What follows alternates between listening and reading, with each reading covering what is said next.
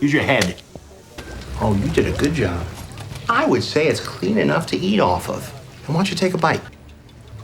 Attaboy. Earl had always been a punching bag at work, and someone even cut off his tie once just to get a leg up on a job. So when he landed a gig at a fast food joint, he figured it'd be more of the same. Sure enough, the manager called him over, dragged a french fry through the grime around the sink, and forced Earl to eat it, just to teach him a lesson about keeping the place clean. Earl shot the manager a look that could have meant a lot of things. In the past, he never put up with that kind of nonsense. More than a few bosses had ended up in the hospital for pulling stunts like that. But this time was different. This was tied to his list, so he choked it down, told himself it was just a chocolate-dipped fry, and moved on. Poor Earl kept telling himself that karma would catch up with guys like this. But when he drove over to the manager's house to clean the place, reality hit him like a slap in the face. The guy had a gorgeous wife and a picture-perfect home. Earl couldn't wrap his head around it. He couldn't believe Pat had landed a woman like that. Is there any chance that Mr. Patrick is your brother?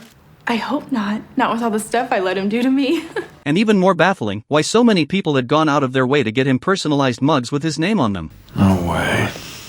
So Earl decided to quietly keep tabs on Pat, figuring maybe the guy was actually decent behind closed doors. He wasn't. Pat was skimming cash from the register and funneling it to his secret girlfriend on the side. Karma wasn't touching him. Earl was running out of explanations and running out of ways to make sense of how the universe was supposed to work. Come on, man!